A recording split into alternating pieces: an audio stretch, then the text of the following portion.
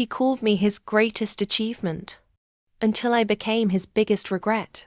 At dinner with his friends, my husband laughed and said, "She was so obsessed with me, she wouldn't leave me alone.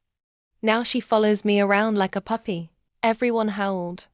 He raised his glass, proud of himself. I smiled. I sipped my wine.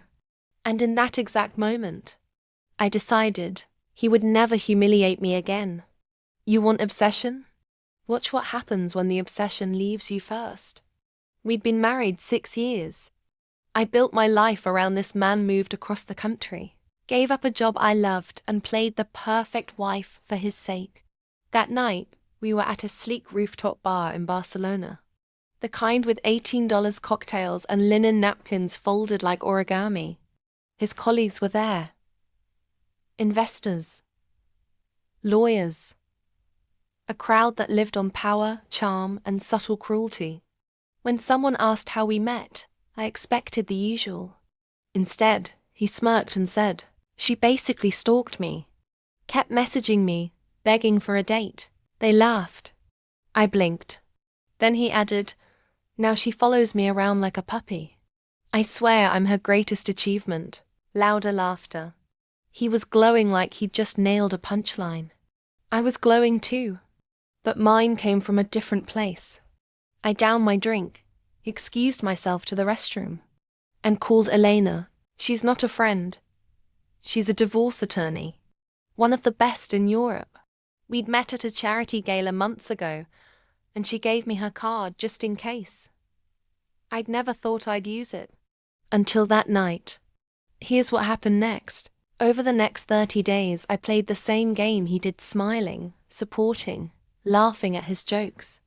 Meanwhile, Elena and I were quietly unraveling everything. I found out he'd bought our villa with my inheritance. He'd registered half his business under my name for tax purposes. Translation: I wasn't just the puppy. I was the co-owner. So, I pulled the plug, froze our joint accounts, locked him out of the villa, and filed for divorce. He came home one evening to find his clothes on the doorstep and the locks changed. In his confusion, he tried to access his business account, denied. Then his car repossessed. Finally, his phone buzzed with divorce papers. Served cold. He called me 42 times that night. I didn't answer once. That puppy, he laughed about. She was quietly investing in his competitors for months. 1 year later, I owned 15% of his biggest rival company. They're crushing his business in every market. He didn't just lose a wife. He gained a competitor with legal control of half his empire. Now he's the one watching me rise. Obsessed? No. Focused. Love a good revenge tale? This is just the beginning. Hit that subscribe button for more real stories with twists that leave jewels on the floor. Turn on notifications, because the next one, you won't see it coming.